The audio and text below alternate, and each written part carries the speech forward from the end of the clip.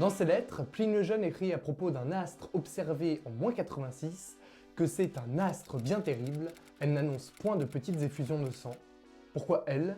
Parce que c'est une comète. En 141, 374, 530, 837, des observations d'une comète. En 1086, sur la tapisserie de Bayeux, une comète. En 1306, sur les fresques de la chapelle de l'Arena à Padoue, une comète. Ces phénomènes sont séparés de plusieurs siècles, voire millénaires dans le temps.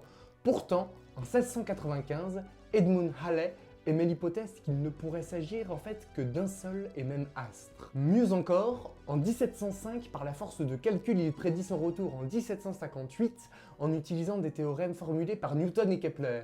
S'il décède en 1742 sans avoir pu vérifier son hypothèse, en 1758, une comète réapparaît bel et bien, elle portera son nom, Halley. Une comète, c'est insignifiant. C'est un caillou de l'espace qui s'illumine à chacun de ses passages près du Soleil avant de disparaître dans l'obscurité. Il peut même arriver que ce caillou s'écrase sur Terre. Mais la comète de Halley tourne encore. D'ailleurs, c'est la première dont la périodicité a été prouvée. Elle repasse environ tous les 76 ans. Une trentaine de mentions de ses précédents passages ont été trouvées, la plus ancienne datant de -1400. La comète de Halley, c'est une histoire vieille de plus de 3 millénaires pour l'humanité alors.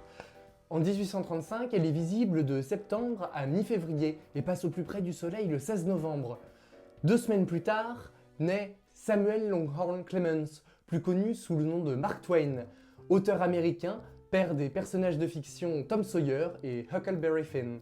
Pendant 75 ans, Mark Twain écrira, pensera et laissera un héritage fourni et dense encore admiré aujourd'hui. Né avec la comète nommée d'après Halley, il décédera peu après son retour, le 21 avril 1910, alors qu'elle venait à peine de passer la périphérie, c'est-à-dire au plus proche du Soleil. Vivre le temps d'une orbite de comète, il l'a fait. Mieux encore, il y avait songé. En 1909, selon des propos rapportés par le New York Times, Mark Twain, alors déjà fatigué, avait prévu cette issue en déclarant « Le Tout-Puissant a dit, sans aucun doute, voici maintenant ces deux monstres inexplicables, ils sont entrés ensemble, ils doivent sortir ensemble. » Ainsi soit-il. 19 siècles séparent les mots de Pline le Jeune de ceux de Mark Twain, mais l'astre sanguinaire, le monstre, est encore là. Depuis, il a de nouveau éclairé nos nuits en 1986, et son prochain passage est attendu en 2061, prévu pour durer bien au-delà des hommes.